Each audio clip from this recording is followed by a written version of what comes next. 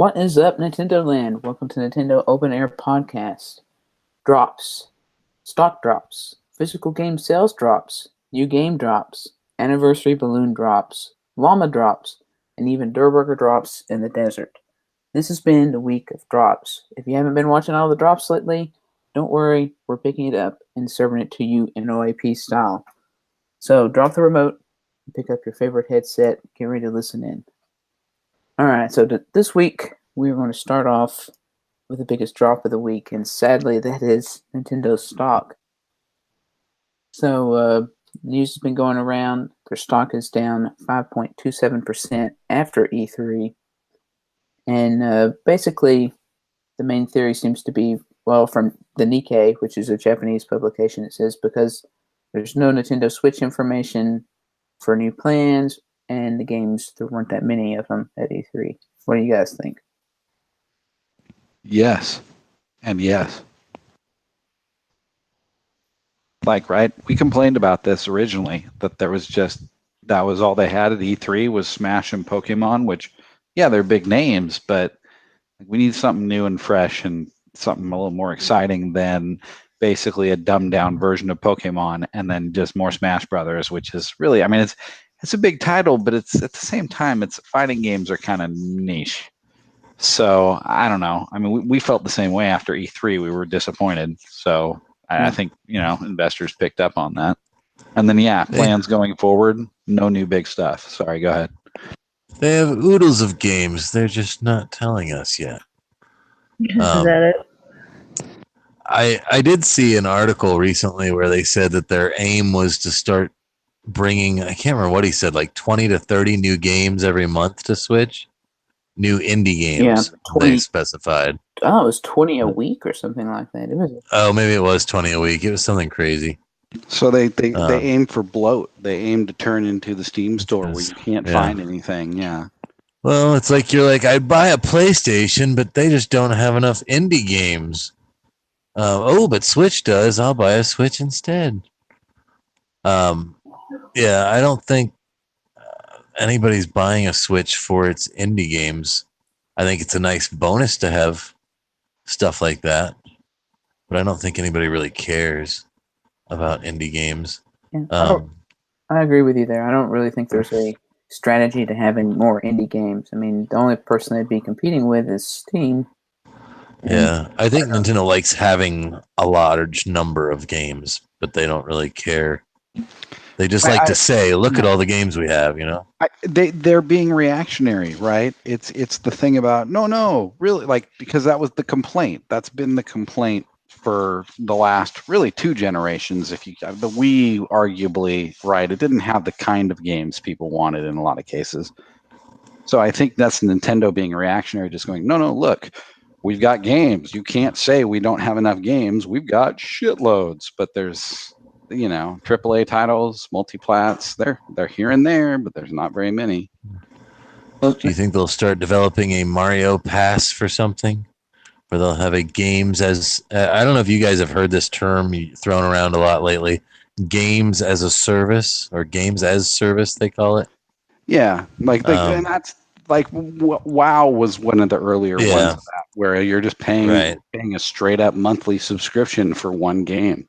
That's and that kind of model generally isn't too sustainable these days, but there are still some out there that pay a monthly fee just for their online world. You've got Fortnite. Rocket League's going to join it. Well, that's the thing. You're not paying monthly for Rocket League or Fortnite. I mean, the Battle Pass. Not yet. Granted, but the thing about the Battle Pass is it's not necessarily required. There's still the free-to-play model in Fortnite, or in Rocket League's case, if you paid the $20 up front or whatever, or you still get a game. But I know what you mean. A persistent, or not necessarily a persistent online world, but something that just keeps bringing the dollars in. It's the same thing as movies going to subscription models and stuff. They want something that's sustained income, something that keeps people paying for long periods of time.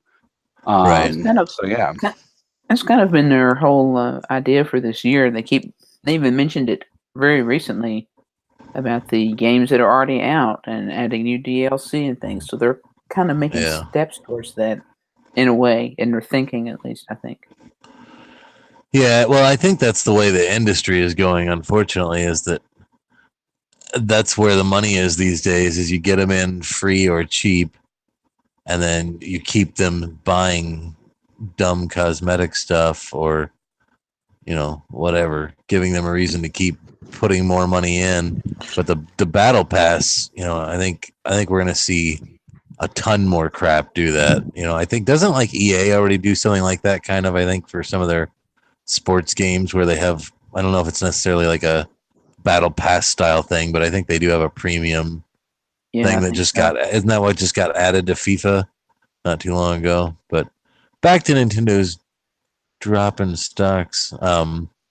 Kimishima had the winner quote that I saw out of everything, because he's still kind of piping up, I guess, because he was the guy that was in charge during all that.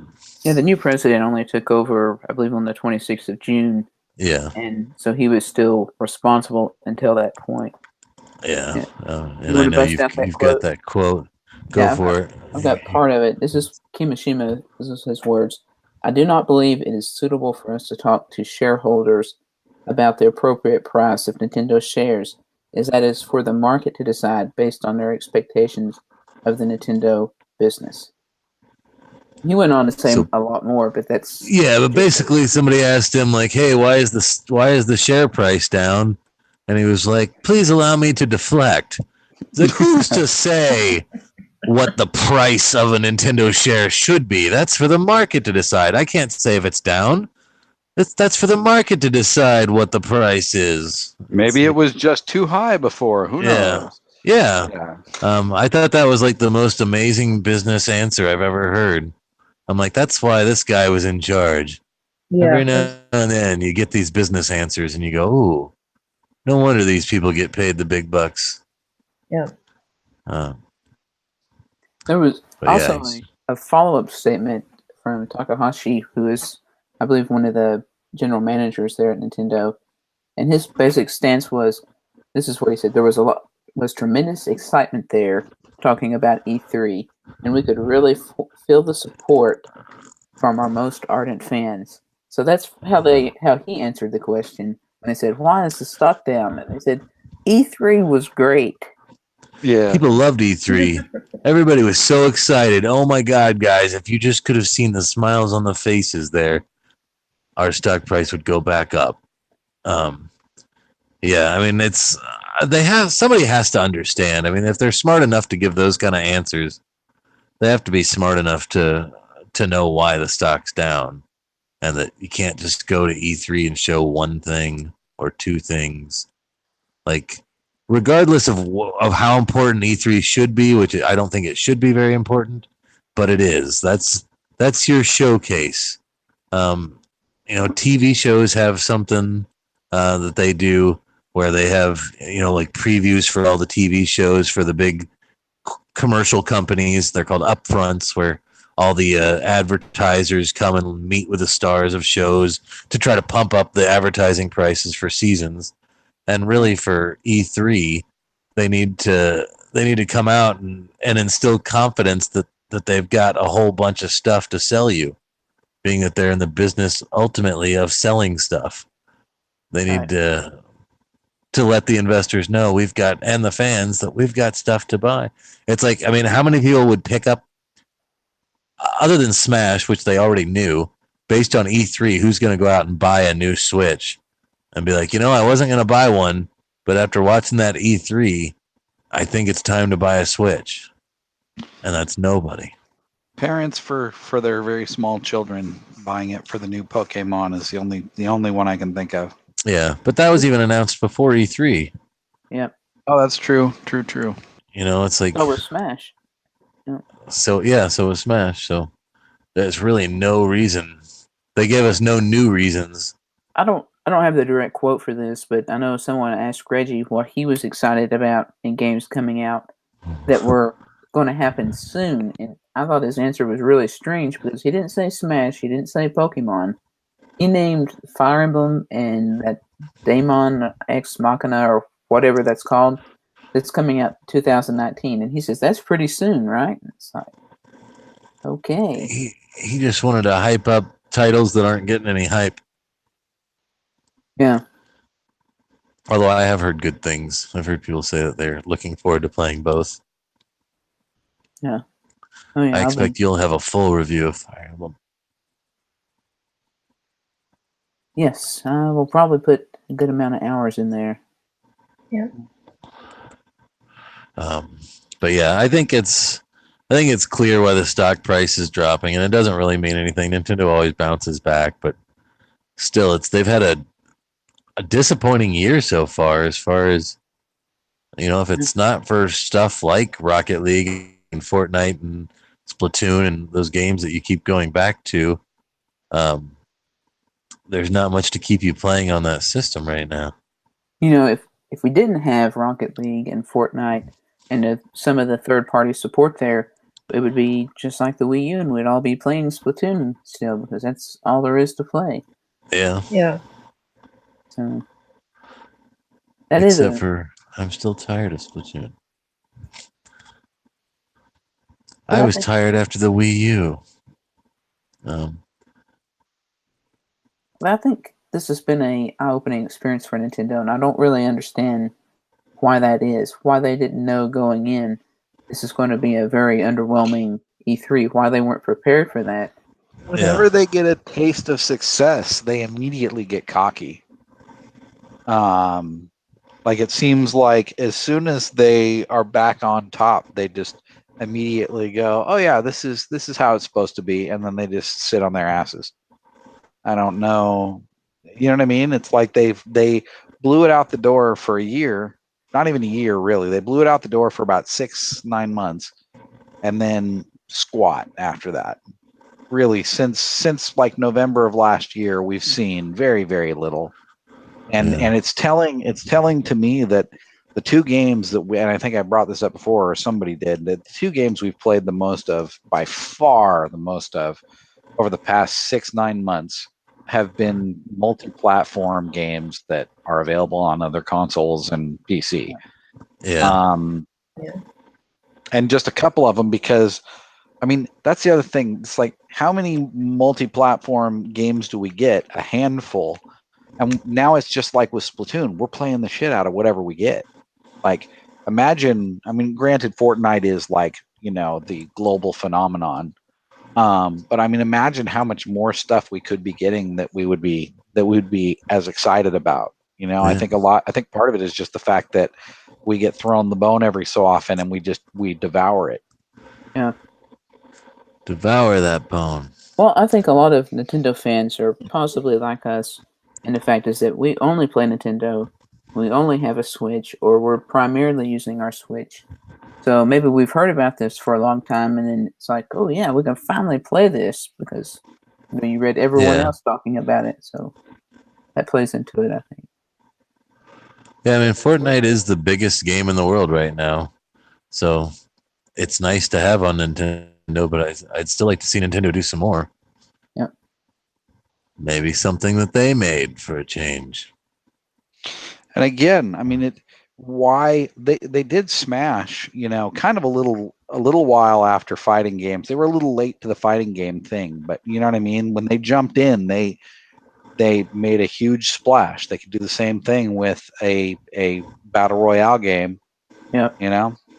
But it's still too soon for them to do that by their own standards. We're probably looking at another few years.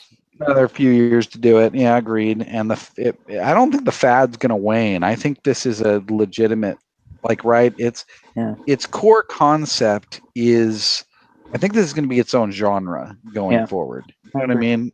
Core concept is compelling enough that there's plenty of different ways that you can do it, as we've already seen. So yeah, I could see Nintendo jumping into this and doing it, but that's the kind of stuff they need to be doing, is they need to be defining genres again, or at least, doing their own take on them. Like, again, how Breath of the Wild was, it was Nintendo's open world game, and they knocked it out of the park. They just need to keep doing stuff like that because they can. even if it takes them 5 years. They need to figure out what to do. They need new stuff too. Yeah. Sorry. Yeah, they do need new stuff. Yeah. Speaking of new stuff, I think this is one of the other follow-ups coming from the same, E3 was a bummer. What are you guys doing about it? They immediately start talking about there's more games to come in our holiday lineup. And I think it's great that they say, we can't announce these titles right now, but we will have more information. So, I don't know. Once we find out what they are. I mean, we all agree they're practically making it up right now, don't you think?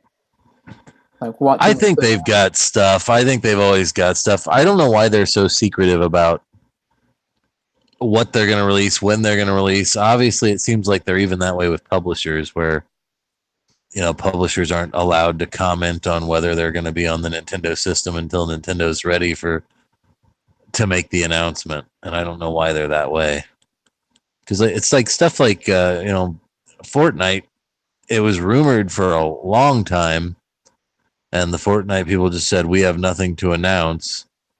I don't know why, but on other companies, Xbox and stuff, you might find out about a game 5 or 10 years before it comes out, like we did with Breath of the Wild. So I don't know. It's like why it's okay to know that a Zelda game's coming for 5 years, but they can't tell you Fortnite's coming out until the day of, unless they really thought that was a huge deal. Which I think that's like saying, "Hey, we're making a new Mario game." It's like it's the most expected thing. Of course you are. I don't know. It's no Mario Tennis Aces. No. People love that game. Oh, yeah. No, I read where there's some complaints about it. I don't think it was like really finished. Yeah, there was an article I read on it earlier today, and the part that they were emphasizing in Mario Tennis Aces is when you clear a boss, you get like a chest, and it's supposed to have a gem inside. And you can go to Twitter and find this little video, and it's like the chest opens up, and then it pans out like there's something should be on the screen, but there's not. And people are really mad about things like that. And they're calling them, quote, lazy. And it's lazy. That amazes me. That's Camelot that made that one. Yeah. No, but ultimately, I'm sure Nintendo has quality control over it. How could they feel forced to pump out Mario Tennis Aces? Yeah, well, it's like, what reason do you have to rush out a Mario Tennis game? Yeah. Other than the fact that Dark Souls was canceled, or was not canceled, but pushed back, and they were like, we need something to fill the gap. Well, that's the thing, is it seems like they had a bunch of stuff lined up in the pipe with Wii U ports and whatever, and like when it comes to putting out original stuff, even if they're not the ones handling it, it seems like they just can't keep the pace they set them for themselves. Right? E3, it's like, this is all you've got to show. What happened? Why isn't Nintendo developing half a dozen games like they used to be? Big games. Like, that was the Nintendo of old, right? They always had the next Mario Kart, Zelda, Animal Crossing, like, not only in the pipe, but they were showing it off. Like, you know what I mean? They just always seem to have more than this in the pipe that they were showing. And they probably do. Maybe, but it's weird that stuff they teased last year, like Yoshi and Metroid, didn't get shown this year. Yeah, that's true, I suppose. Pikmin's lost, apparently. Somewhere, yeah. Because it was nearing completion, 2 or 3 years ago? I just hope they're saving a bunch of announcements for the launch of their online service, because that would make sense. They really want to promote the shit out of it, so I could see that, but I don't know. I know I did see an article that Kimishima again was quoted in saying that there's a few more details that they've held back about the online service that they're not yet ready to announce, but they'll make sure that they announce it by the time. It's like, well, what are you doing? Like, what's the big secret? Like, this comes out in 2 months. Why hold back? Like, because they want it to be the news, I guess. I think that's a lot of it. Yeah, and it's just like with the Amiibo, where they created the artificial scarcity, and they keep doing it. They're doing it now with manipulating what news we get and when we get it. Yeah, that they've learned that works for them with the whole, like they started the Switch where they only showed, right? They didn't show the Joy-Con motion controls at all. There were a lot of things they didn't show about the initial reveal of the Switch, which of course led to speculation. And I think that's the kind of thing they just want more people talking about it on the internet. I remember an old article about Nintendo doesn't want to be the company. They don't want your money. They just want your soul. They want you to think about them all the time. They don't necessarily even want you to buy their stuff because a lot of times you just can't. I think that was when the NES Classic first came out. Yeah, and there was the Amiibo, then followed by the NES Classic, followed by the Switch. That's like... I mean, I even heard these things on the radio, just public radio, and it's like, it's mind-blowing. So their tactics work to some degree. Although they're very irritating tactics, they work. They just reused what had happened in the Wii era, right? Yep. They just kind of said, "Oh, well, this worked." They kind of, I really think they sat down and tried to map out everything that made the Wii such a success and say, how do we basically fake that again? And for the most part, they pulled it off. But they just, and it's also going like the Wii, where they just kind of ran out of steam after the initial launch, and it's like, well, okay, it's a great idea, it's a great gimmick. Now give me the sweet games to go with it, and they're kind of putting their hands in their pocket and like, what games? What are you talking about? There's no such thing as bad publicity. Yeah. So there is. What else we got? There is one more little part kind of connected to this. And I thought it was interesting that this came up. But apparently they're concerned about getting parts for the Switch, as in manufacturing the Switch, that due to shortages, that the component prices are going to go up. So they're negotiating to try to keep that cost the same. And they still believe they can reach that 20 million goal. But it's like, that's what they were talking about in the very beginning, and now they're mentioning again, there may be problems getting enough. Well, remember last year, like in the ramp up to Christmas, Reggie had something where he had said, like, we don't know if we're going to have enough for Christmas. So if you see one, you better get one. Yeah. After saying that they doing the same thing. Yeah, after previously having said, like, there's going to be plenty to go around. And then like right before Christmas, he's like, oh, I don't know. And sure enough, it seemed like there were plenty to go around, as long as you weren't buying it the day before Christmas. There was a period, though, there where they were harder to find and stores were selling out, and then it's just, boom, the floodgates open. Dramatic over-delivery. Dramatic over-delivery. One of our many phrases here. But the same games they have to buy then are the same games that they have to buy now. That's right. Yeah. A year later. Except for we'll have Smash, I guess. So, I mean, that is a big title, and the Pokemon's going to sell well, I'm sure. And get wishy-washy reviews, probably. Yeah. I'm really... 7s and 8s. I'm really curious about the Pokemon game. And I wish somebody would do an interview with people like this. How many people are they going to try to transfer from Pokemon Go into this game? I'm just... Yeah. How many or people will people that plays mainline Pokemon games, will they have something to do there? Will they be interested enough? Right. Will be the real question. Is anybody planning on definitely picking it up? I think Z maybe is. I think he may have the pre-order in. I'm not sure. I'm still on the fence. I don't know. It'll just depend on how things are at the time, I guess. Yeah. It's not wowing anybody. Nobody's like, man, I can't wait for this new Pokemon game. Or nobody that I know anyway. No. Yeah. Anyway, roll on. Talking about things that are hard to find, it seems GameStop, I know we all love GameStop here, could potentially have a way of turning things around. And this is based on a study done by the Jeffries Group LLC. So basically, they've done a study since like the past week or so and said, if GameStop would focus on their consoles and being a community place and not focus on software sales, their stock could go up and I think it's like 15% right now, go up to like an 18% increase, 15% from, I don't remember from what point. But overall, they're down this year, and they think they could change that by getting rid of the games. I mean, the store's already a hot topic. A And few years basically- ago, they were going to try selling cell phones, and that didn't work out for them. Yeah. I mean, they make a good point because they're saying developers, offer the games digitally. You can just buy them directly on your console, and they need to move on from it. And maybe that is true. Well, but the problem is they focus so much on the used market. That's like, such a huge portion of their supposed revenue that they're not getting. I don't know. You know what I mean? It's game over for GameStop, man. Yeah, I don't see them surviving. Yeah. Shrinking market with the digital era. Does anybody want GameStop to become that?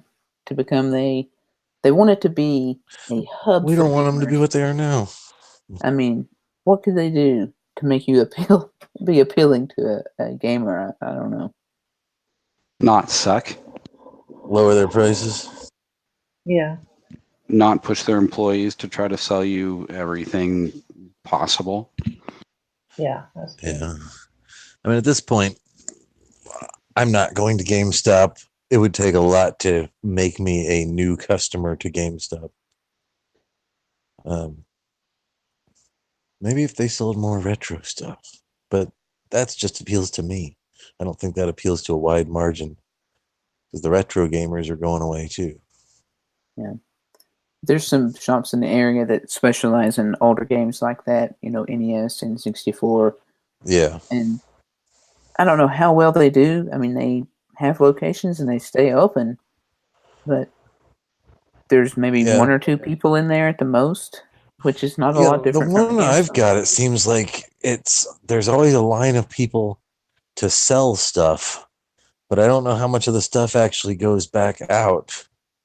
And maybe they just put it all on eBay, but it's like you'll look in their game case and like they'll have Super NES games and they'll have like 30 copies of Madden 96 or something for Super Nintendo.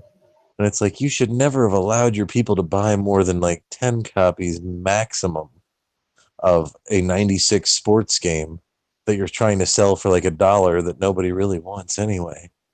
It's like at a certain point, you guys have to monitor your stock and say, stop. We've got enough Mario Duck Hunts. Right. But they're probably also buying in bundles and people are bringing in saying, possibly, here's 20 games. How much do you give me for this? Yeah.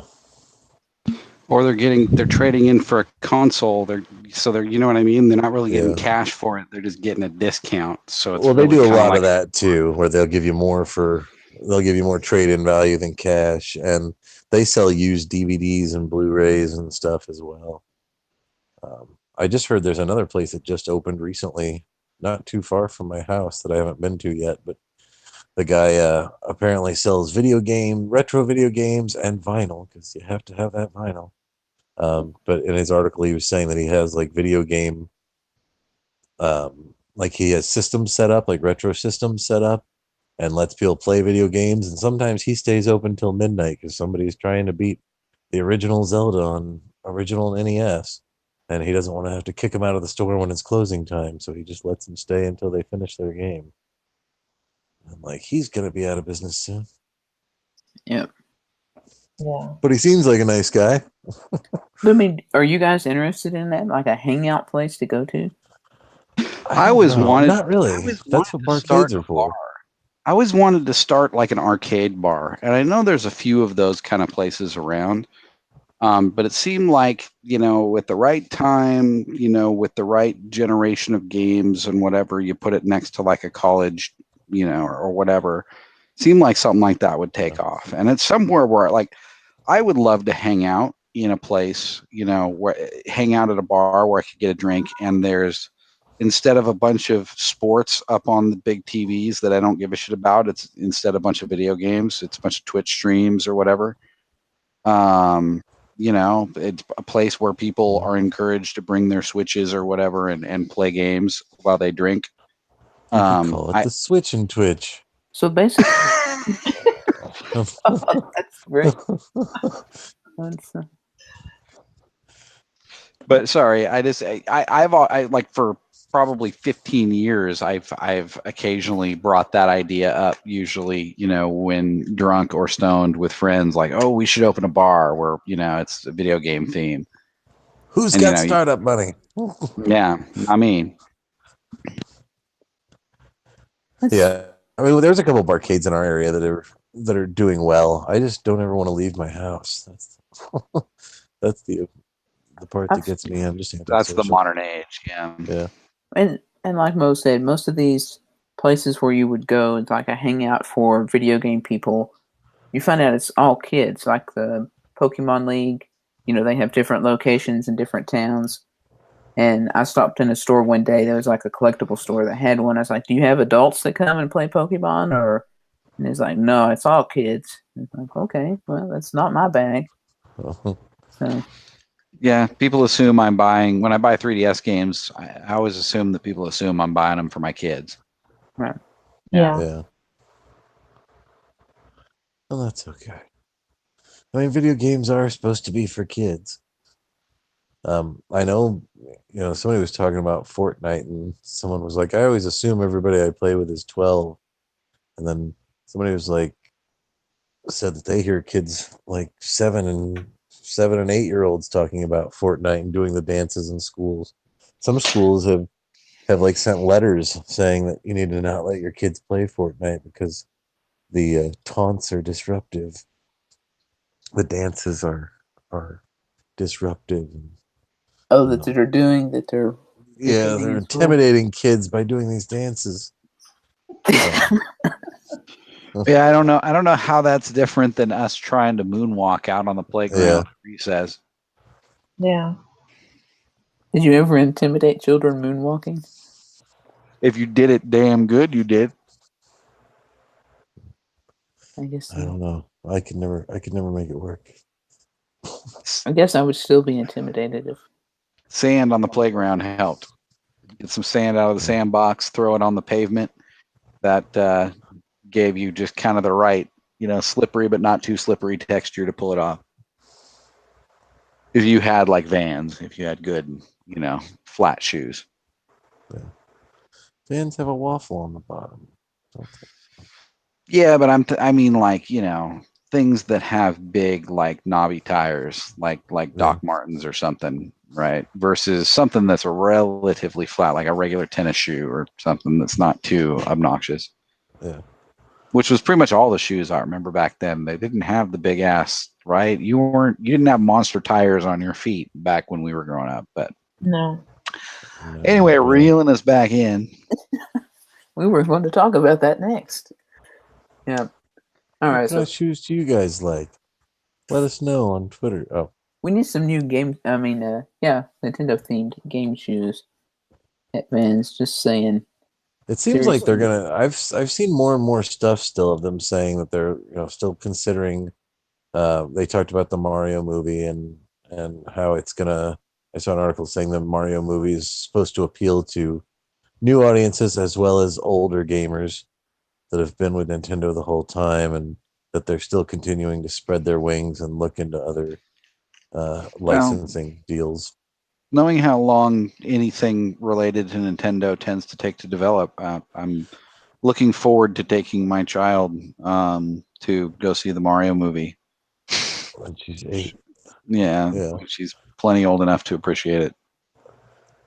We'll see. I think they'll get it knocked out in a few years, but it's like obviously if you go to a Target now, there's nothing but walls of Nintendo merchandise of like little stupid candies and air fresheners and necklaces and lanyards and pint glasses, shot glasses. Like my family 4th of July event.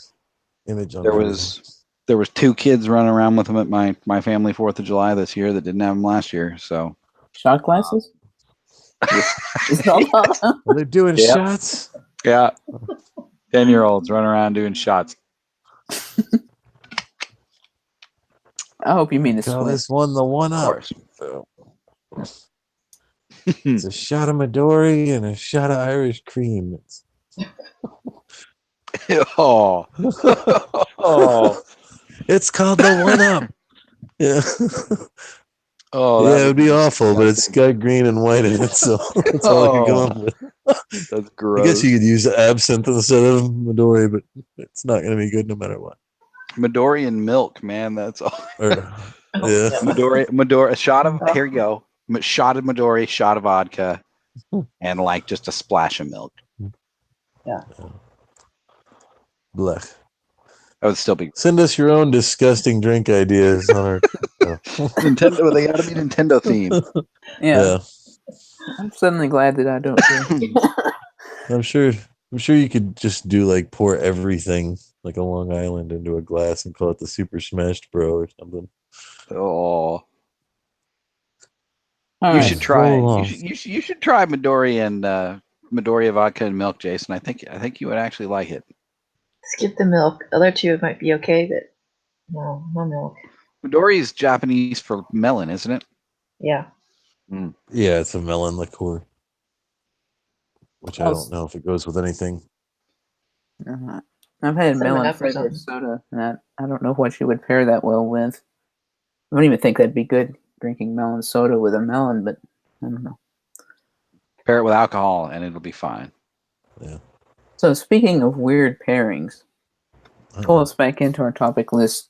Nintendo UK's official YouTube channel is having a new series hit it soon, and it is called Nintendo Labo UK. It's going to be a weekly series about exploring the kits, tips on how to improve your Labo, and of course hosting contests. Where was that doctor? Yeah. That Labo or doctor? That math or science teacher? That Labo science teacher? What country was He's he in? UK. Okay. Okay, so somehow this smells like I still say this is going to be watched by 50 long-game people, marketing. Yeah. Yeah, and they're all going to be people who run Nintendo news websites or news outlets. they look like it. I mean, if it had a picture of the people that were going to be into it. One of them had a weird name like Whizzle Nizzle was something. I don't know what it was. What's up, my Whizzle Nizzle? Snoop Dogg's gonna be in it. I don't know, possibly. It It was something like that. It was, you know. Anyway. means something else over there, I'm sure. But yeah, I think as many people are going to watch that as the people who watch that. I haven't checked to see what the viewers are actually on that stupid Nintendo show that I always forget exists. The The Nintendo Nintendo Minute. Play. No, Oh, there's Nintendo one Play. even dumber than that. Yeah, there's wow. like a Nintendo Play that like appeals to like 6 and 7-year-olds. They're just like, hey everybody, we're gonna play Super Mario Kart. Look at how you can race. Press the A button. And it's like, wow, who does this appeal to? I don't even know. It's kind of like the 90s shows that I grew up watching, where they like had like the Game Pro shows or whatever, where like two kids go head to head playing video games. It's like that, but without contestants. It's just a host basically doing a commercial for a Mario game, but talking really annoying and making really bad, corny jokes. Really bad. Like Cracker Jack box. Ooh, that is bad. Or Happy Meal or Laffy Taffy bad. I wonder if that's still a channel. I'll have to check out that Nintendo Play YouTube afterwards. It's bad. Sorry. But yeah, Labo, who cares? I wonder if it's doing better in the UK than here. All that weird shit seems to. Like Tingle. Yeah, I mean, I always thought there would be some market amongst people who, are naturally creative and stuff. But even then, I don't know how long it can hold people's interest. I know they keep doing little updates and make a guitar, make whatever. I don't know anybody in our group that has bought it and is like taking it further than putting together one of the kits or something. Yeah. Yeah, I mean, I put together the little car and only one of them. And then Barry's done a few of them. He did the house. His kids played with it. It looks like he got kind of got his money's worth out of it because, right, he's got kids that just happen to be the right age and they're all into it. But outside of that, good old Reggie says it's going to be a regular seller. It'll be like Wii Fit, but it won't be a knockout spectacular million seller right away, but it's going to slowly stay strong. And and keep building an audience and be a seller for years. We'll see. Reggie's such a bullshitter. I also expected at E3 for them to announce more Labo stuff. Yeah. I did too. But I know. I was really surprised that we didn't see more. maybe that's what our next direct. I mean, there's got to be a new direct coming out, I would think, soon. They need to have one, if not this month, then next month. They got to pimp the online service more. They got to, show you what's. Are they going to wait till October to announce what's coming out in November? I really think that we won't hear about the online service until September, probably. Yeah. Or very end of August, I think would be early. Oh. We'll see. Yeah. But I think it'll be really close to the time of launch. I think they need that time to make up their minds about things or whatever they're doing. Especially with all the news stories about their stock price dropping, that would be a good time to try to save a little face and and say, here's some of the things we do have. Like I said, I'm afraid it's going to be stuff that's already been announced, like Undertale that was announced and kind of forgotten. Yeah. Anyway. Well, maybe it'll be some of the other things that were announced and kind of forgotten, like Metroid Prime 4 and Yoshi's Flippin' Island, Pikmin 4, and I doubt it. We can dream. Pilot Wings 64. So speaking of weird things that are coming out soon, so seen this news article, I think Max sent it to me. It was Nintendo Switch VR style headset. So basically they're calling it an eye theater. But it's not really a VR headset, it's just a screen you put on your face. Well, yeah. Who doesn't want that? Of course. I've got a couple of pictures I'm going to pop up here. So if you're not normally looking at the screen, I'll give you something better to look at. Oh, really? Better to look at than I was going to say than my face, but you can't see my face, hopefully. So here's what it is going to look like. It looks a lot like Nerve Gear from Sword Art Online. If anyone has seen that, it looks expensive for something that's going to be so worthless. It's going to be like $200, right? That's right. Yeah. And do we know the resolution specs on that? All it's really said is that it's going to be a virtual screen size of 120 inches. But that could be at that's it. 240 by 360 resolution or something. Like it could be. I'm assuming it's at 720p, which would look terrible at that size. Well, it does say it comes with an HDMI conversion kit, so hopefully it will have something decent, right? Yeah, but my assumption is since we're not plugging it into a real legitimate Nintendo dock, there's the question, of course, about the power thing, right, and it breaking your console. But it also, I imagine, is not running at docked speed or docked. You know what I mean? It's going to be running at handheld resolutions, at handheld resolution and handheld processing power and whatever. So I got to assume its max is going to be 720p. If you look at the photos here, you can see that it's just the undocked Switch plugged directly into that. So, and going through a converter. So it's got a fancy wire stand. Yeah, that's lots of cables. And that seems like a terrible idea. Yeah. I think people are going to start making crazy stuff like that for the Switch though, and just see what happens. I know somebody who kickstarted something called the Flip Grip that allows you to hold the Switch and tape in the vertical mode and mount the Joy-Con to the side still. I think it's just like a 3D printed thing, so that you can, play your Switch regular or play it in vertical mode. It's like that'll appeal to a few hundred people out of millions. That's a very specific demographic. Yeah. Very few people. It's just like, man, I would love to play it in handheld, but with the Joy-Con on the sides. Still, how can I make this happen? Yeah, it's still something. Like, it's going to be expensive too to buy, and it's like yeah, that'd be fun to play certain games in, but then you really want to buy an accessory that, or invest in an accessory most likely. Yeah. Um, Just buy a PC. I'd agree Or with Mac. that. All right. Okay, we're going to go back to the topic here. And we've talked about it for several weeks now. It's just kind of something that continues to build, and that is Nintendo on crossplay.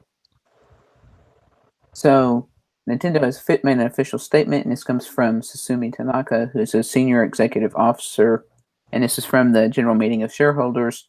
They said they are inclined to do what they can to help publishers achieve crossplay on the Switch. So I guess it's a good thing, bad thing. Yeah, I mean, I think it's always a good thing. I know that they, I think in that same article, they basically said, well, it's up to the publishers as far as, we can't speak. I saw more Kimishima on that, like, Yeah, he mentioned Fortnite and Rocket League, I think, as their which I don't really know how many games they have that really are crossplay right now. I mean, those are the two big ones, Minecraft. I think. Minecraft, yeah, I guess that's kind of huge. But yeah, he basically said, we'll support it, and we're happy to do it. But they were like, they're all third parties, so we can't really comment too much on it, because obviously nothing Nintendo is going to ever be crossplay, because their stance is still to keep everything console exclusive, but for their Which own I think software. Kimishima specifically, well, not in so many words. Yeah, just recently said that in that interview we were talking about earlier, huh? Yeah. About their stance remaining the same on that. So here's the thing though, is if they get enough of a user base, they can have something that doesn't need cross-play. I mean, like Splatoon, does the job. They need something bigger than that. But I mean, that should be their goal. That's, as they are getting all these questions about cross-play games, they need to, what that should be telling them is, dude, people want online worlds, whether How it's awesome would it cross-play be or otherwise.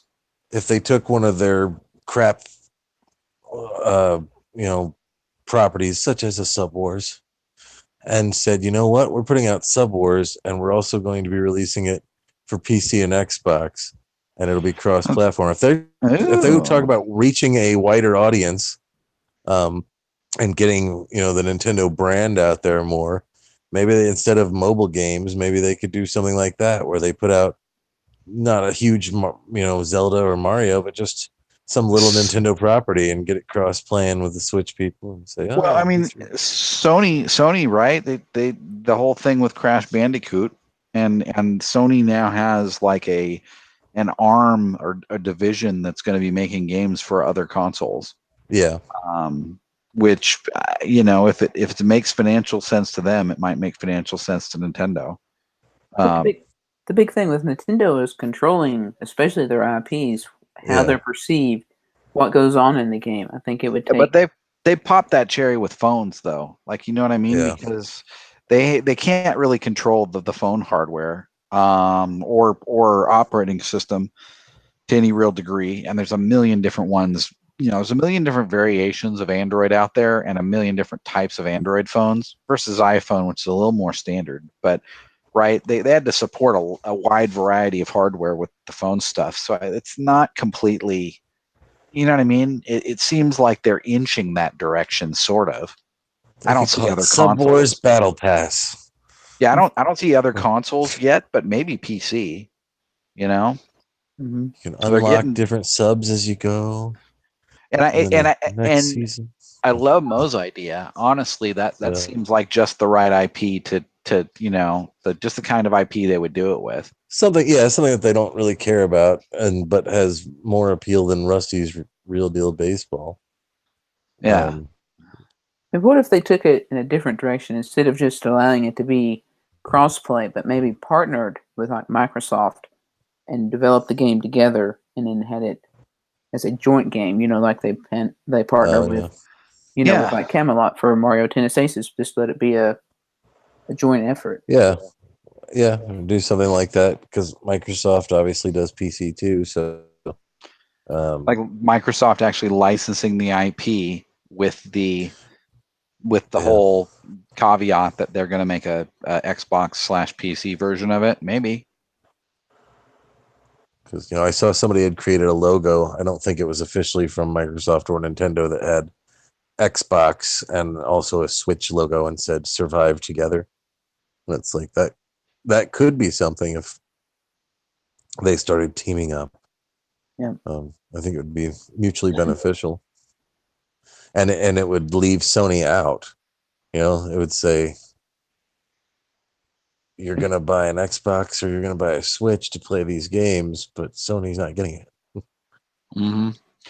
Yeah. And yeah, it does make sense for the two guys who combined, I think, barely, I think Sony has sold more than they have combined, or it's close.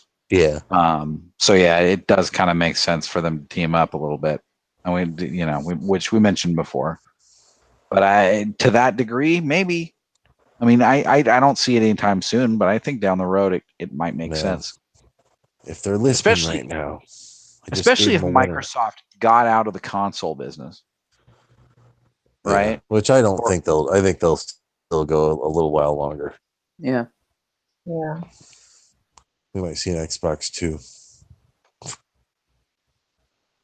Where can they go from Xbox One? If they call it Xbox 2, then people will say, well, it wasn't the Xbox 360 the Xbox 2? It's all confusing now. Nothing like new 3DS XL or anything like that. Or Wii and Wii U. Yeah. New. Yeah. Mm. I don't know. I'd like to see. I mean, cross-platform's fine. Although I notice when we play Fortnite, a lot of times it does say like fill with same platform. As far as I know, playing on Switch, there's no way to change that. Yeah, but you can. But Z plays on his PC with us, and I play with one of my friends who plays on Xbox. So sometimes. But they're both instances of times where you've added each other and went through. Yeah, you had to add to the friend list. Yeah, but it works. Anyway, any hoodles. Well, actually, in the case of Fortnite, right? It auto added me to everybody's list, and it auto added everybody on Switch, and then I switched to PC, and you guys were all still on my list, so we didn't have to do anything for that. Rocket League is kludgy right now, but hopefully that'll change. Yeah, they're working on something for Rocket League. But you have an Epic account instead of just a Nintendo account, whereas Rocket League is based off your Nintendo account. Right, but Rocket League's working on doing an actual universal account so that cross-platform people can party up together, except Sony. Now, Warframe, from what I understand, doesn't do crossplay. So, I don't know much about it yet. I think that's going to be Switch only. I don't know a ton about it either. I played some of it, but that's the next topic on our list here, and that is Warframe, has been officially announced coming to Switch. There's no release date or anything, but it is in the works. And Digital Extremes, who's their developer, is working with Panic Button, which is, of course, worked with a lot of great games that we play, and bringing it over. So, and it's also the same format. It's a free-to-play.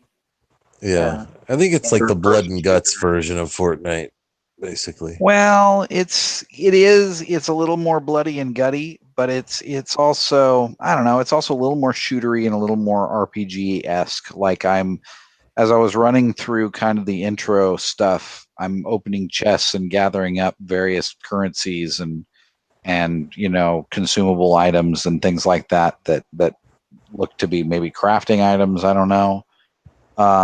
There's, you know what I mean? There, it seems like there's a whole kind of lore to it, or kind of a complicated RPG thing going on. Whereas Fortnite is just is a straight roguelike, where you don't you accumulate what's it called, cosmetic things.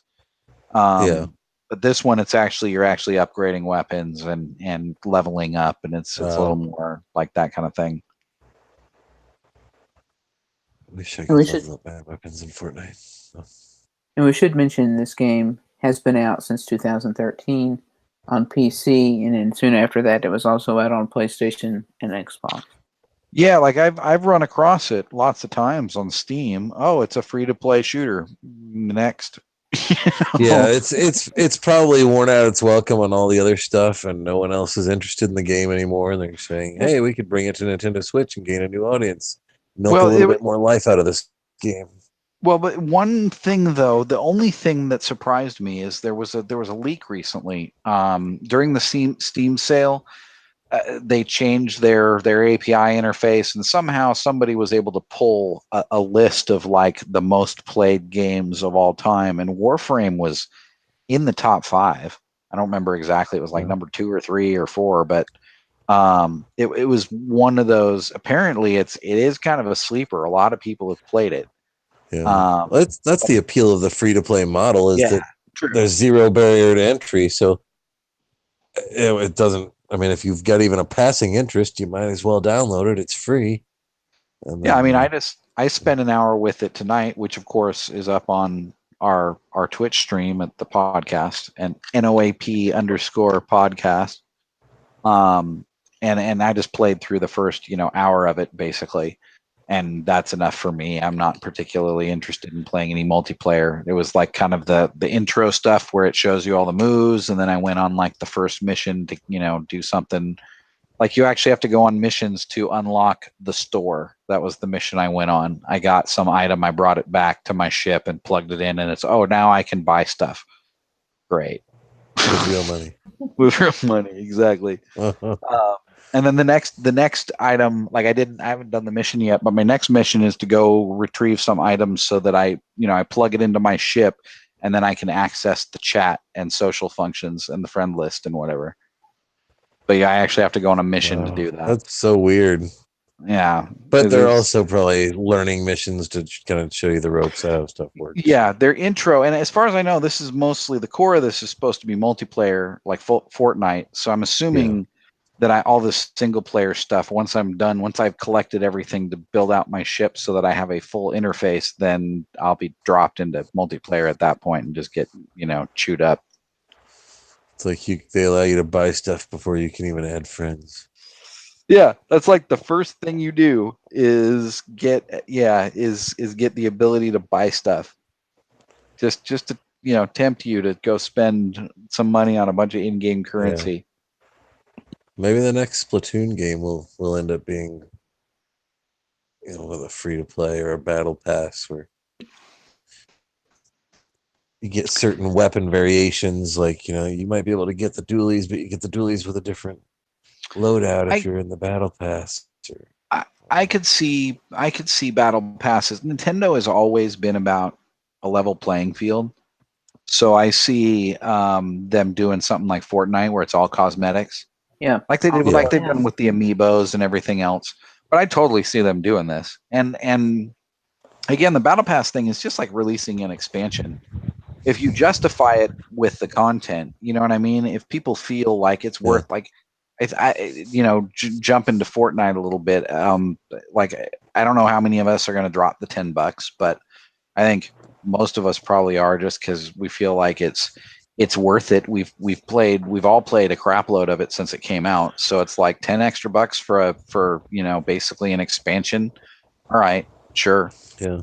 If I'll keep and really all it is you're just getting skins and cosmetic dances stuff and stuff like that. Well, but you know what? Boost, you're getting the quests. You're getting the quests as well, though, that you don't get with the regular. You actually are getting more game with the battle pass.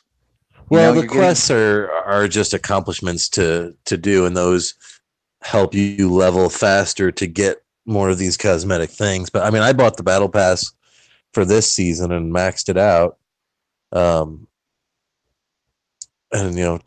I'm hoping that this new season that's about to start will have cool stuff that will make me want to buy the battle pass. But this was a really cool season, so. But I'm assuming they know what they're doing. Yeah, they really seem. I mean, they've kept it going for a year now. But we've jumped. Yeah, we've jumped ahead. Yeah. We might as well talk about Fortnite Season 5 is coming out. In fact, it should be out by the time you're listening to this. Some It's say almost at the same time. Yeah, that's right. It is. It should be very close. Rocket League's desperately fighting for our attention with their balloon event and their throwback stadium, where the net is actually set out from the wall so you can get behind it. Yeah, those are cool. If you play Rocket League and had forgotten about it, like all of us, it might be worth dipping in. They've got a deal going on right now where you get balloons, kind of like their seashell thing. You collect enough balloons, you can cash them in for different wheels or birthday hats, of course, and stuff like that. But they also have something called a golden egg for 150 balloons, and you can get up to 10 of them. And it basically unlocks a random item from a crate. You don't have to have the crate in your inventory. It just randomly gives you a crate item for free. So you get 10 free crate items. It's almost better than 5 decryptors. Although your crate item might be a decal. Well, but even if you got a decryptor, that decryptor might get you a decal. Right. Is the drop rate on the balloons about the same as it was on the shell? I get about 17, 15, 17. Cool. I know Barry had posted on Twitter he got 30 at one time, which I don't know how he does it. He got 24 shells one time too, and I never got that. But I'm playing that for a golden egg or two, maybe. But yeah, I've gotten 2 eggs. I got a new rocket boost, and I got a new car. So whatever. It's fun to go back in, although it did take some adjusting to get back into after being in Fortnite world for so long. Because Rocket League is such a precise kind of thing. And I was like, man, I'm kind of out of practice. I'm whiffing a lot on the ball. And I think I got it. It's a lot more stressful than Rocket League or than Fortnite. Yeah. Fortnite. Although I've stopped caring as much about it. So it's a little bit more enjoyable now because I'm like, I'm just grinding. I'm just grinding for balloons. I don't care about the outcome. If you lose, you're still getting the same amount of balloons. Yeah. So, but yeah, sorry. Back to Fortnite. Oh. Yeah, back to Fortnite.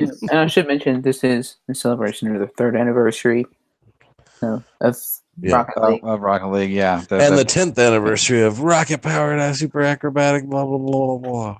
Yeah, super acrobatic, rocket-powered battle cars. I was going to mention that, but I couldn't remember what the initials were or what they stood for, so I was just like, I'm not going to even bring that up. But SARVBC. It's the other game. It rolls right off your tongue. Yeah. Yeah. But yeah, so Fortnite's been interesting. We got into Fortnite right at the right time. It hit the Switch right at the right time. That's right. A year late. Yeah. But I think this is a good season. Something tells me this is probably the best season as far as stuff going on, and the outfits are cool. Looking back at some of the past Fortnite stuff from past seasons, it seems like they're building every year or every season and making it a little better and doing a little more. And that's interesting. And that's a proper online world. Like WoW, when I first started playing it, had its fair share of problems and issues and just annoying quirks, and they just it was about the time of the first expansion, sometime between the first and second expansion, that it really hit like its peak, where they just everything was nailed, everything was fluid, everything felt great, worked great, So I would agree with you guys. We've probably jumped in at a pretty good time as far as the stability of the game. I mean, has anyone had any real problems connecting? You've had it crash on your Switch, but the very first time when we started playing it, it was difficult to get logged into a game. But that was over in like within day one. Yeah. Yeah. And I've noticed an issue. That was 2 million downloads in 24 hours, but sorry, go ahead. I don't even know how many times. I don't know if it's like 3 out of 10, 4 out of 10, 5 out of 10 times. If I pull it out of the dock while I'm playing a game, and it's usually only after I've died and I'm like watching you guys or waiting for it to match make or something like that. Usually not if I'm actually in the game playing the game. But if I pull it out of the dock and go to handheld mode, it'll give me the software closed due to an error and just force quit. So I have to come back. But other than that, that's really the only issue I've seen. There's been that one issue too. If you were using the typed out chat in the lobby, and if you were typing something on the Switch and it went to the game or went to the load screen, it would disconnect you sometimes. It'll cancel your matchmaking or whatever. But we've all had a random drop, I think, but nothing. Have you had any drops, Max? I know you've. I don't know if I ever have. I don't think I have, actually. I don't play as much as you do. There was a guy the other night that wouldn't die. Yeah, that was a. Yeah, you can check that out. We've got a short clip of that up on our podcast Twitter account if you want to see us beating the poor guy. Yeah, I didn't even see the guy. There was a guy who just would not die. Yeah, and it's like there was probably 20 or 30 people shooting him, pickaxing him, and he was just crawling on the ground. And when you would hit him, it would sound like you were hitting the ground. And he was just crawling around, and he was the last one alive, and just would not die. And eventually somebody went up and shot him, and he just died. Yeah, if you see Max's gameplay video, it's just a pickaxe floating there. It's so weird. We could see the actual guy. It was a no-skin noob, like some of us are. No skin, dirty no skin. Yeah. But we should talk exciting about things. Yeah. Talk about the world. Yeah, we actually had talked about before with the rocket launch and with these rifts appearing. And it's really interesting how they've done this. It's not just like one event happens and then it's there. It's like things update throughout the week and just on random days. Like you'll see new stuff happening. Like it's eating a sign at one place and it's eating a sign at another place. It's eating a decoration off of a building here, and then you see another glowing patch of grass out in the middle of nowhere. It's very interesting how they're doing it. All the trees look sick. Yeah. They're all turning gray. And then the glowing patch of grass spits out an item. That's right. Yeah. Yeah, and I don't know what the precedent is because I've only played, a handful of MMOs, but here and there, I haven't seen this kind of build to something. Like in World of Warcraft, if they were building to an event, they would announce everything and they would have things, but they didn't. It's hard to explain. They do a good job in this game of dropping just enough, not saying anything. You know what I mean? Dropping these weird hints and then not talking about it, and then just it's modern viral marketing where they know people are going to talk about it because they know, you know what I mean? It's a Twitter universe. So they don't have to do anything. They just drop a Der Burger in the desert and they know, you know what I mean? They just let it go from there. They just let the internet run away with it. Take a road trip, Z? Out to the desert for Der Burger? Go see the Der Burger? Yeah, it's not. We haven't really mentioned this, but if you aren't following the news, there's actual objects from the game appearing in the real world, and the first one was a burger from on top of an in-game restaurant called Der Burger. DURR. Yeah. Der Burger. And it has appeared in the desert in California, right? Yep. Yeah. And there's, I think it's in the Los Angeles area. Yeah, it's somewhere nearby. And there's agents stationed at it. Yeah, they give out little cards. Yeah, it's not even just that, but there's a whole scene there, and there's items laying out on tables and things. It's very interesting. Yeah. Speaking of viral marketing, there's that, and then in Europe, so I think a total of 6 llamas have been spotted. Yeah. Which in the game there's llama piñatas, and I think people have stolen some of them. I would love one for the front yard. Yeah, I would like one too. That'd be awesome. I bet you somebody's got those llamas tattooed on them by now. Probably. Oh, I'm sure. 3 llamas howling at the moon. That's my favorite. It's so smartly handled. Like in a way that Pokemon Go Fest wasn't, and some of these other things haven't been, or just not as well handled. Rocket League, going back to Rocket League, right? They're having some birthday event down in San Diego that it's like, Yeah. oh, they're gonna have a couple, all-star Rocket League, pro players, and they're gonna have, it's a free to the public event, so it is what it is. They're just having an event. They're letting anybody who's in the area come in. But it is what it is. This is mystery and intrigue and what's going to happen next. This is a story and weaving a tale. Yeah. Yeah, exactly. And it's performance art combined with a video game. It's just beautiful. It's very, very well done. And we should mention the other end of this is the real life objects or items that could have been from the real world appearing in game. The first one we saw was an anchor, which was an old wooden anchor like you would see on a Viking ship or on an ancient ship. But again, wood floats. And I know, but it has a stone at the top of it. It's got a big heavy stone at the top of it. And I'll bet you that it's based on a real life anchor or a style. I think it's like a Viking anchor or something. But yeah, it's made out of wood, but it's got a big heavy stone at the top of it, which would make it sink. Z is very upset about this. He is just a wooden anchor. That just seems like the dumbest idea. That an anchor made of wood, because it's like, why would you even put anything on the anchor that floats? What would be the point of that? But if you got a wooden boat and you put a hole in it, the boat will sink. What? I said if you got a wooden boat and there's a hole in the boat will sink. The wood itself won't. Remember on the Titanic movie, so. What's her name was on that log and wouldn't make room for Leonardo DiCaprio. Well, he was all blue. Would you say Leonardo DiCaprio if he was floating in the ocean beside you? No.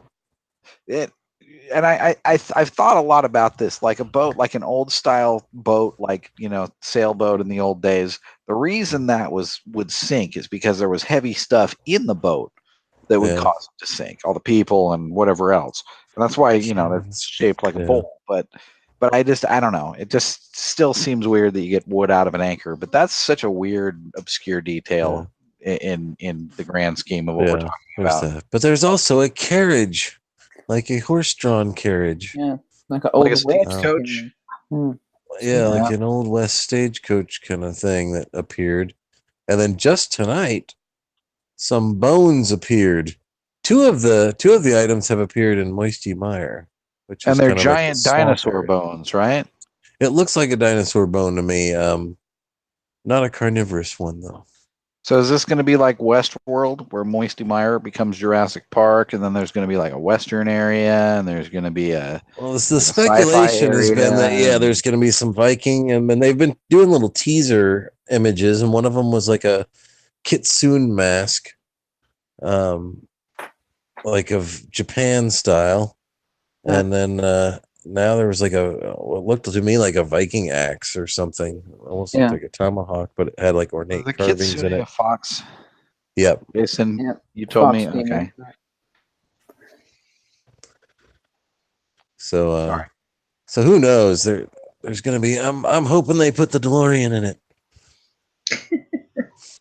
Yeah, that's something that's interesting, is that we don't see, like, Fortnite's huge. They have to have been approached by like Coke. Well, Fortnite has to have been approached by like Coke to put like Coke billboards in the game or something. Somebody had to. Like, they're so huge. I have to imagine. I'm kind of surprised that I haven't seen some serious Coke marketing going on. Starbucks coffee cup. Well, on a table in a house. Warframe in the game had a little, on my little in-game screen, had a little, basically a Twitch ad, because you got free stuff, for the games from Twitch. But sorry, go ahead, Jason. Well, they have tried to do that, and I don't know the details of this, but before the season we're in right now, season 4, the way I understand it, there was supposed to be a crossover between the season and Marvel's Infinity War movie, Avengers Infinity War movie. And a lot of the costumes are reminiscent that you get in the game of superheroes. But they're obviously not licensed. Yeah. Do you know what happened with that, Mel? I know you're... You know more about. I don't, but I know there was a time when there was a Thanos skin in Fortnite where you could play as Thanos. I don't know if it was just a temporary thing or Has what anyone? that was I about. assume we've never seen Yeah. it, and No. yeah, and so I don't. That's weird. But being on Switch, a lot of the stuff that we see might be different even from what you see, Z, because we're seeing mostly current season stuff because everyone on Switch that's in our things will only have, unless they've transferred their older account to Switch. Fair point. You Yeah, know.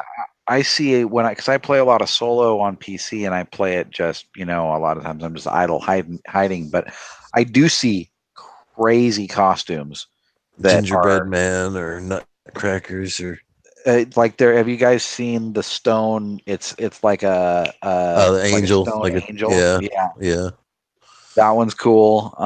There's Very there's some creepy if really he's Doctor Who. yeah, there's some neat ones. Well, you guys have seen the I haven't really close up. You guys have run into the merman or the creature from the Black Lagoon or There's whatever. the Moisty Merman. There's Leviathan, We but those saw are him current a couple season times. too.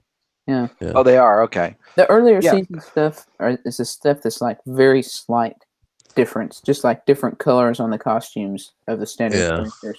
But there was like the weird gingerbread man Yeah. that we saw the other night that was dancing all choppy. Has anyone seen the elf? Codename ELF? I've not. No. It looks pretty interesting. I've seen it on a list of costumes. Yeah, you posted that, Jason. That nice list of everything that's supposed to be everything available in Fortnite, right? Right. That should have the last thing that was updated was about a week ago, or maybe a little more. It had some new costumes, like looks like a female Omega suit and like an orange robot outfit. I think that was the latest stuff. Yeah, that was supposed to be the female version of Carbide, apparently. Oh, Carbide, excuse me. And then then there's the female Oblivion's the female Omega. I don't know. It's cool that what they're doing, but it's like superheroes are hot anyway. But these costumes, like for the most part, a lot of them are cool and neat looking. And I don't know if it's Viking outfits or dinosaur outfits or which I guess there are dinosaur outfits already, but I don't know if those are gonna appeal to me as much. Yeah. But I'm already taken care of. I got the skins I got, and I got those forever. So I could be a ripoff of Iron Man in the Old West if that's what happens. But we'll see. We'll see. It's all happening this week. That's pumped. That's right. Hopefully by the time you're listening to this, we already know what's happening. Get pumped. Get good. That's right. Get wrecked. And just as a reminder, if you want to see us play, and we are kind of terrible, but we do have a lot of fun. You can check out the link that'll be in the description to our Twitch account, or of course you can just look us up, NOAP_podcast. We're glad to have you join in. Shoot us a line. Let us know you're listening. Or just shoot us. You can hear me screaming cuss words at randos. That's right. Yep. You can, if you really wanted to, you can send us some friend requests. We'll be glad to play with you. I will. Not everyone plays with randos. Tasteful. I don't play with randos. Sorry, guys. It's not you. It's me. Just kidding. I might. Yeah. Talking to randos. Who knows? But check it out on the old Twitch. NOAP_podcast. Nintendo Open Air Podcast _podcast. We prefer to play with 18 and over only. That's true. No 7-year-olds or 6-year-olds. If you're that young and you're listening to this, what's wrong with you? What's wrong with your parents? That was my Reggie. Yeah, that was a good. That was good. You had the right inflection there. What's wrong with you? We don't play waggle control. No, we only play legitimate competitive gaming experiences. That's right. Lately, that's true. Yeah, it is good. Like I said, Nintendo needs to. Nintendo could use a Fortnite or something like that they made that blows up, but it's a little too adult. but they did it just right with no blood, no guts, You're a technically, little dose of humor. yeah. Yeah, nice and cute and cartoony. Yeah. Go ahead, Jason. That's what I say. You don't get kills. It's eliminations, and you disappear. You don't die. It's, Yeah, you I like it. teleport away. It really does walk the line between Nintendo and Sony. Like, Right. No Yeah, blood. because it's kind of real guns. Sorry, Max. I was saying there's no blood or guts or yeah. It's everything's very sort of Star cute. Wars. Yeah. Yeah, I it's very wouldn't be, sanitized. if this G.I. wasn't, Joe. it wouldn't be my bag. Yeah, if you threw a clinger at somebody and watched them actually explode. Yeah. Or more I'd likely, still be into it though. And yeah, instead, like somebody throws a clinger on your head and you just start laughing. Man, Fortnite needs a blood code like Mortal Kombat 2. I do kind of wish the bodies hung around. Because just for like gameplay reasons and stuff. Like if you roll into a place and there's 3 bodies on the floor, that has a totally different effect than just a bunch of random leftover items. You know what I mean? I don't know. So. Do you want to But traumatize the again, children with see real world consequences of gunplay? Yeah, well, that's true. This is America. There are no real world consequences of gunplay. That's right. all right. Anyway, what else we got? Anything? That's it for tonight. Well, Oh, It's time to go play more Fortnite. time to play Fortnite. That's right. If you guys are getting a twitch in your nose or an itch in your ear, we're not thinking about you. We're streaming right now, which was actually 2 days ago, but you can probably still watch the replay. That's right. If you see that NOAP at the end of a name and you recognize the name, you say, "Hey, that Jason NOAP guy. I know him. That's me." Just do a dance in front of him. Yeah, I'll dance back. I do. Or steal all his shit when he opens up a chest. He loves that. We all do. That's our favorite thing about the game. Teach us how to steal the stuff. If you're one of those players, you can teach us to do that. How do you grab it so fast? We're talking to you, Americans, Brazilians. Who else? Who else steals our shit? Not the Asians, though. Yeah, the Asians are pretty nice. Asians are team players. This is a very interesting thing that Jason does to me. Is that he will just change the region on you. He'll be like, "Oh, let's see how the Australians are doing. Let's check in on the Asians," and it's like try to get some different looks in the play style there. It is interesting that there are. Are Asians the best builders or the most extravagant as far as they make little designs and stuff? I don't know if they're the best builders, but they are definitely the best teammates. They will revive you, and they'll share stuff with you.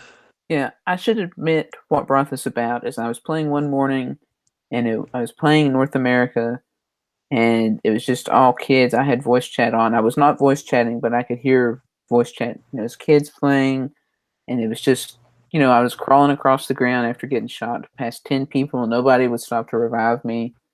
And it's like, I'm just going to play a different region. And then I played like Europe or Australia, and everything was good. People help you out. So that's what brought that on. I'm not just obsessed with trying other things, I guess. Well, it's interesting, though. I bet it's a feature most of us I don't use, and many people probably don't even know that you can do. If you're just like, you know what, from now on, I only plan to play with Brazilians. Or say your family immigrated from Brazil, and you're trying to find a good game in Portuguese.